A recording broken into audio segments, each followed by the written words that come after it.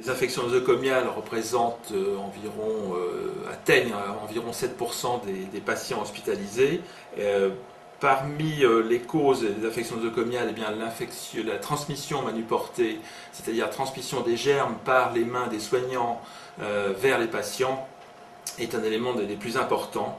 Et c'est là-dessus que nous travaillons le plus. Alors, plusieurs actions ont été mises en place.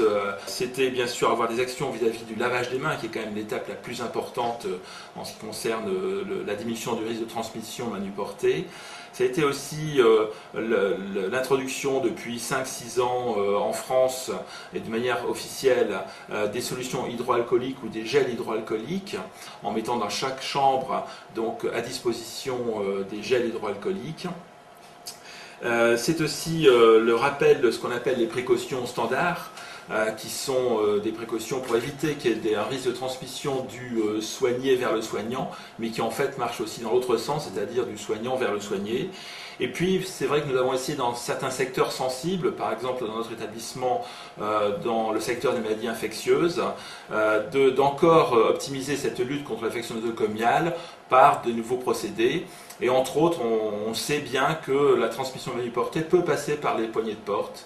Et c'est pour ça que nous sommes orientés vers un autre dispositif que nous testons actuellement, permettant de diminuer le dépôt sur une poignée de porte de germes par les mains des soignants. Bien sûr, notre message est clair dans notre établissement, c'est quand même le lavage des mains et la friction hydroalcoolique qui sont les éléments primordiaux, mais on désire mettre en place d'autres systèmes qui permettent de diminuer ce risque de transmission. Donc les poignées CITIPS font partie de ce système-là. Nous sommes cependant en train de les tester actuellement par rapport à l'acceptation par le personnel d'une nouvelle gestuelle qui est un petit peu différente de l'ancienne. Et puis nous faisons aussi une étude pour savoir quelle est la contamination de ces poignées éventuellement. Et c'est vrai qu'on peut se dire aussi que le fait d'avoir des poignées d'une forme quand même très originale peut être un moyen mnémotechnique de rappel des précautions à prendre et l'investissement de l'établissement hospitalier quant à la diminution du risque de manuportage. Là, nous avons fait un choix clair, un service d'infectiologie, donc on a des patients qui ont des germes qui sont assez souvent multirésistants, avec un risque de transmission très important et une gravité de cette transmission. Donc c'est vraiment tout ce genre de service qu'il faut cibler. Alors ça pourrait être par exemple des réanimations, et ça pourrait être aussi des services de chirurgie par exemple. En fait, on peut se dire au total, si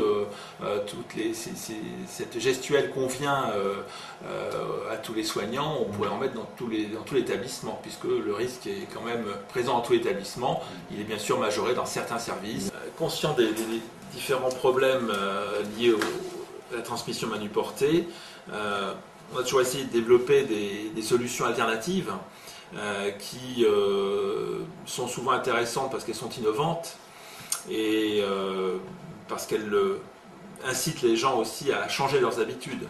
Je crois que c'est comme ça qu'on peut essayer de voir aussi l'utilisation de ces poignées CITIPS. Les poignées CITIPS sont effectivement un outil supplémentaire qu'on souhaite avoir à notre disposition pour lutter contre l'infection manuportée.